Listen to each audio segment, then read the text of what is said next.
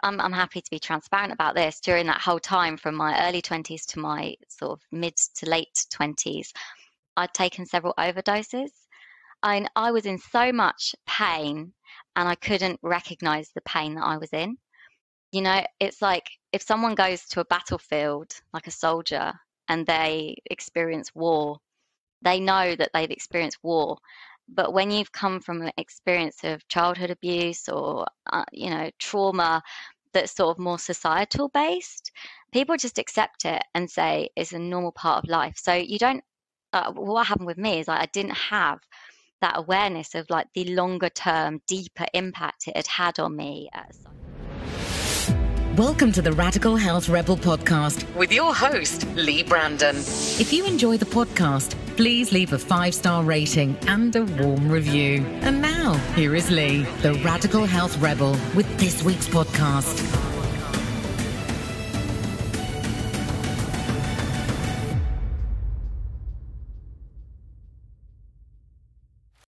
Okay, Nicole Sheppard, welcome to the Radical Health Rebel podcast. Thanks so much for having me on board today. My pleasure, my pleasure. So today's episode is entitled Working with Your Shadow to Heal Your Emotional Trauma. Now, emotional trauma is a subject that I feel affects almost every human being today, both in so-called developed countries as well as in developing countries.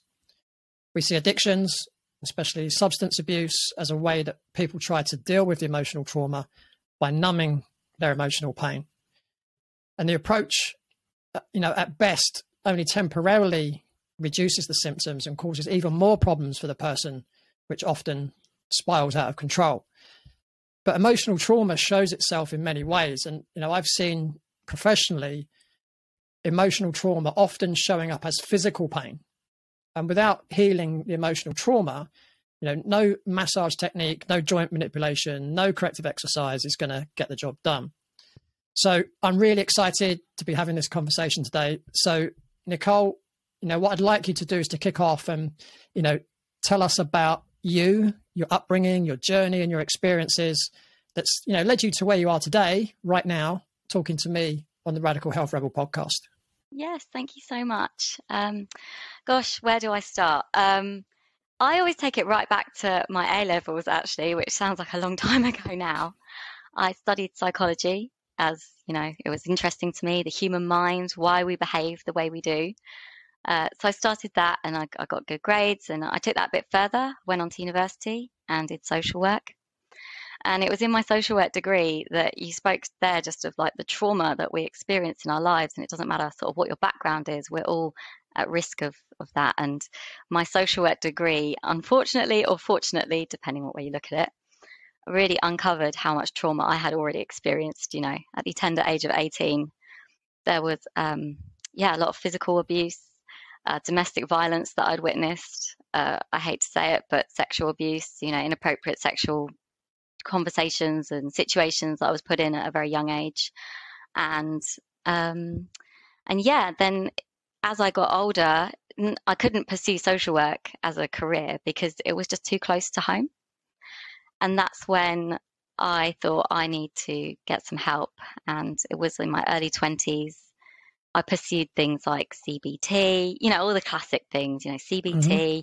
Mm-hmm. Can you explain what that is for people that don't know what that is? Yeah, so cognitive behavioural therapy is the extended term, and it's what the NH use as their sort of entry level resolution to mental health problems and people that are displaying problematic behaviour. And the idea is that you can think your way to a better behaviour strategy. So some of the techniques they told me about was like grounding yourself in the room.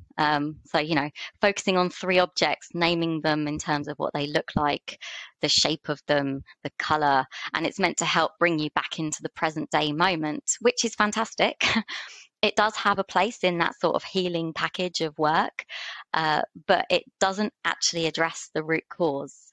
Mm-hmm. And I sort of went, and as you say, I went into that whole classic route of alcohol and drug addiction, partying my life away, working myself so that I was so busy that I didn't have to think about what was really going on at the emotional and the thought levels, you know, at that deeper. So you was kind of distracting yourself. Totally self-medicating.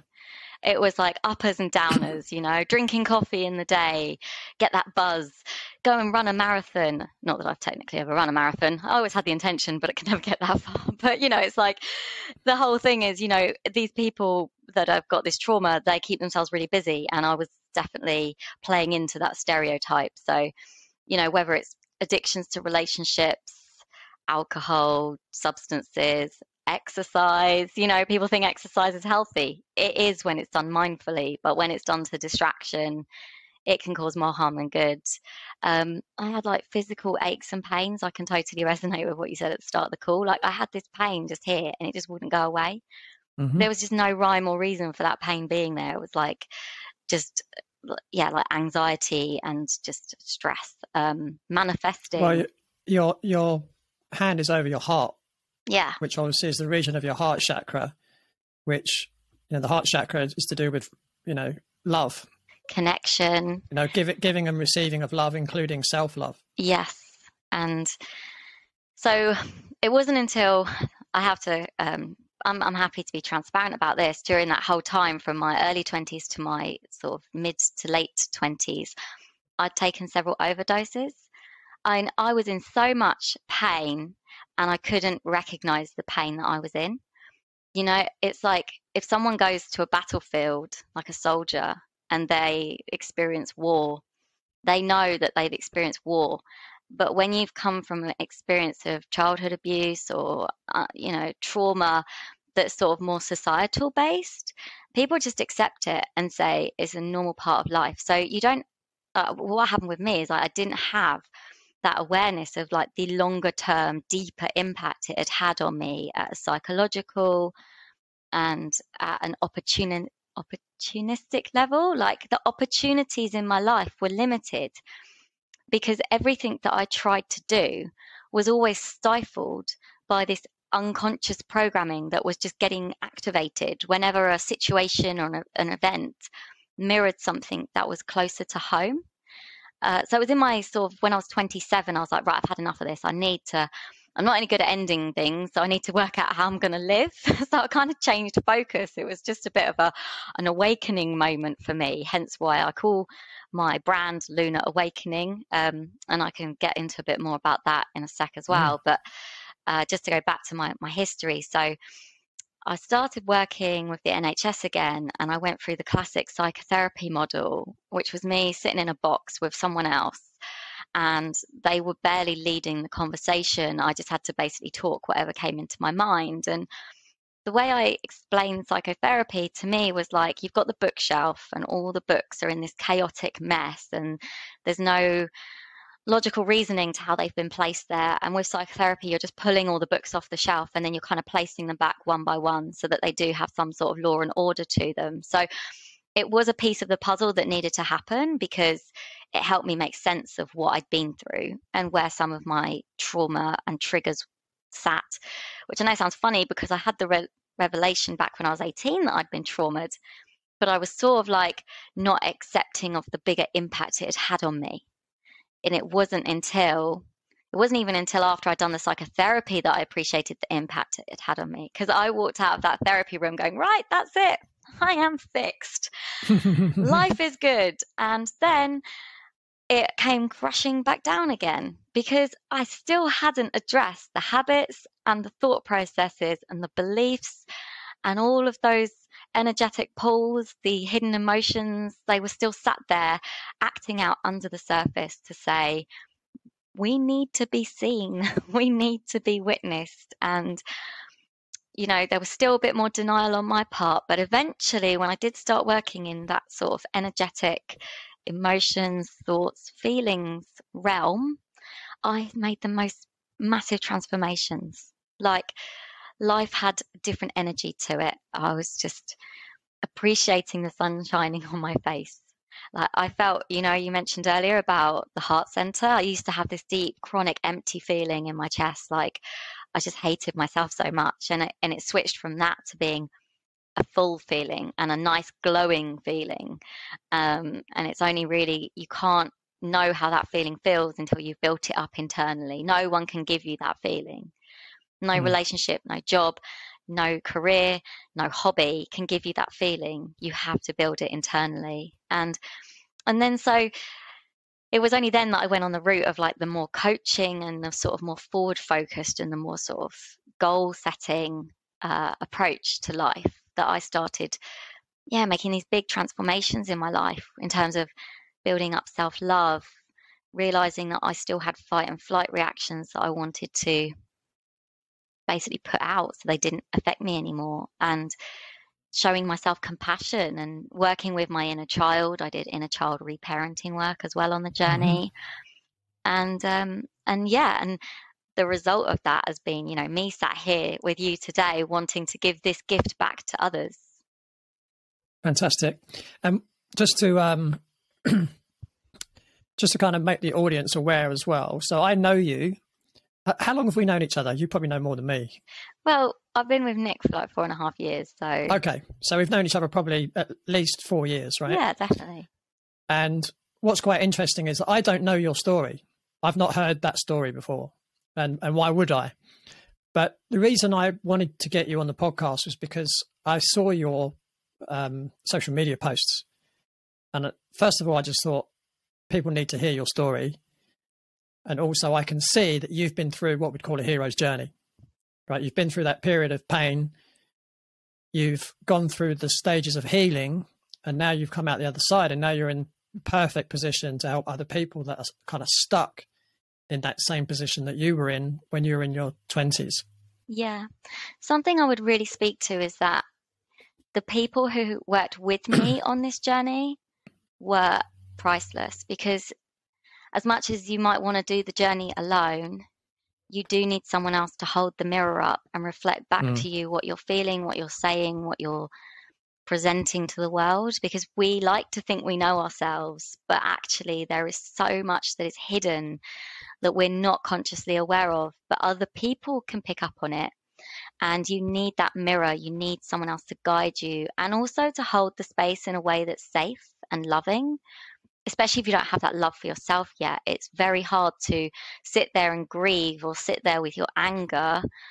We can talk about these processes in a sec, but it's very hard to do those things successfully if you don't love yourself, or you can't speak kindly to yourself, because you're just going to start beating yourself up even more, and you'll just be in this never-ending cycle. And those transformations, they won't come as easily, if at all. Yeah, and I would imagine as well that there's a lot of people that are very, what's the right word, or at least struggling to even go there, because the ego is trying to protect itself from the trauma. So, but the trauma in a lot of people is subconscious. Yeah. So they don't even know about the trauma in their conscious mind. So their ego is saying, no, don't go there, because if you go there, that means there's pain, right?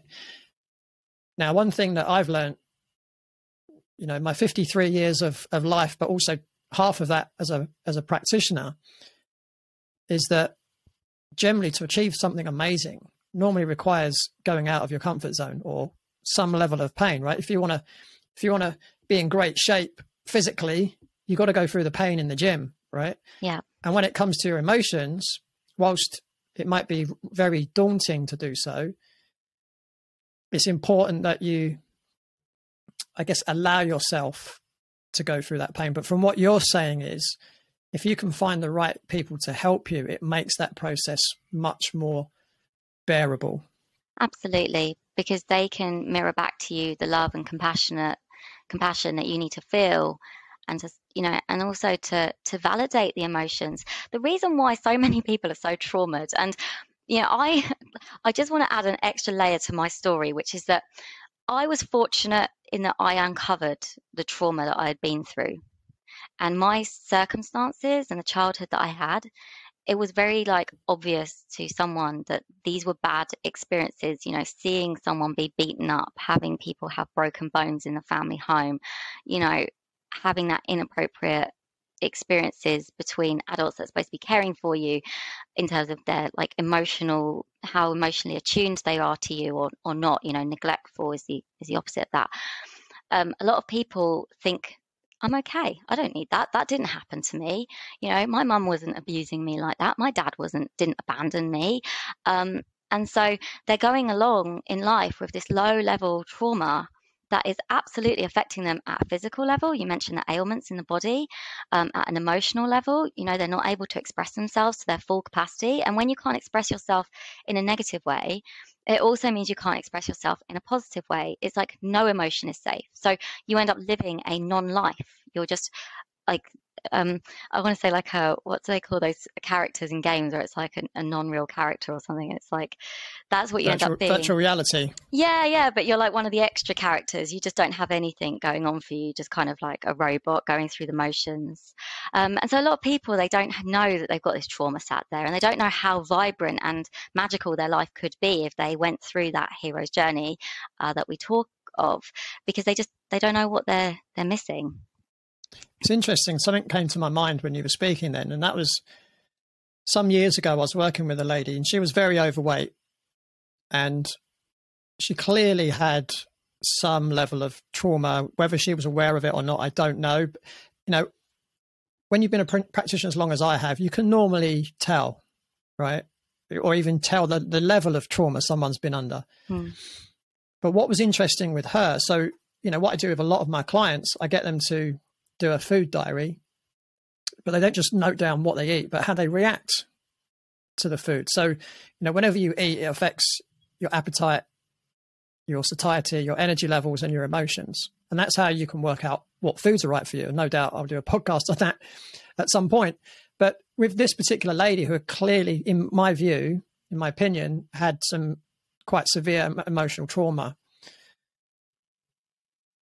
she would fill she would attempt to fill the forms in, and she said to me, I don't know how I feel. And to me, I think the reason why she couldn't feel, like she couldn't even feel whether she was hungry or not. Yeah. Right. And I think she was just numbing out every feeling because she just didn't want to go there. So, I mean, with her, I ended up having a bit of a conversation with her, and I basically said, look, right now, I don't think I'm the right person to help you. Yeah. And I can't remember whether I referred her on or, you know, but that just shows you the level that some people can get to. They don't even want to appreciate how hungry they are because they don't want to feel anything because it's just too painful. Exactly. And this goes back to the addictions. This goes back to the distraction. You know, that's a classic. Someone's using food as the distraction technique. The feeling of fullness in the stomach, you know, it's to bypass the emotional layer that's there. And yeah, a lot of people are just living this sort of like half life, which is not the one they would have designed and built for themselves if they would have like had that conscious awareness of what was going on. And so the work I do with people is to really help uncover what is going on in the subconscious. And you spoke earlier about some, you know, there's a level of fear. There's the reason that is like the ego's protecting, that was it. It was like the ego protecting us. And I can speak a little bit about how that manifests, you know, if that's good, you know. Yeah, go for it. So when we're really young, you know, we've got our parental figures, they're looking after us. We are so vulnerable. We need them for our survival. And what our mind does is it quite quickly deciphers what is deemed as good behavior and what is deemed as bad, what beliefs we should have about ourselves. So it's beliefs about self, it's beliefs about how society runs, it's how our value system. And children's minds work on a binary, like a polarity. It's like black or white. I'm either good or I'm bad. You know, I'm good enough or I'm not good enough. I'm lovable, I'm unlovable. And so if those messages don't add up to that, you know, picture that builds confidence and love and positive beliefs about self, then, you know, you will hold those internal beliefs that you're not good enough and you're unlovable, and then that will play out in your life because that's how your mind is seeing everything. But then there's this other layer, which is like the polarities of like anger versus like a pushover. And so it's not just about the beliefs about self, but it's like how we have to behave in society. And anger is a really useful one to talk about because everyone can relate to anger. We're always told, you know, don't be angry, share, you know, don't be selfish, you know, don't hit that person. And so what we do is we learn that anger's bad. But the opposite of anger is like that people pleasing behavior. Like, I'm never going to bring up anything that is going to put a risk of conflict. You know, I'm always going to toe the line. I'm not going to assert any boundaries. So what then happens is this person grows up and they're like 25 years old, and because they got this messaging when they were 7 that anger's bad, they live their life as this pushover, this people pleaser who doesn't have any boundaries, isn't able to say no, gets a massive anxiety attack at the thought of saying no. And with the work I do, it's like saying, okay, but what are the positives of anger? Because everything, it's the yin and the yang, everything has a positive and a negative polarity to it. And so it's getting the client to work with what their life would look like if they even just were able to allow a little bit of that thing or feeling that they're not allowing in at the moment. So if it's the anger, it's like, what benefit would anger and the boundaries and the ability to say no do for your life?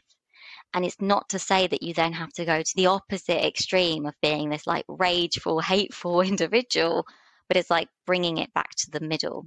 Thank you for watching the Radical Health Rebel YouTube channel. If you enjoyed this video, please be sure to share with your friends and family, or share via your social media. Hit the like button, subscribe to the channel, and hit the bell icon to receive notifications of new video clips from the podcast. And if you want to watch the full podcast episode, completely ad-free, plus premium content, and join the Radical Health Rebel Patreon community, head over to the Radical Health Rebel Patreon channel at www.patreon.com/Radical Health Rebel. Thanks again for watching.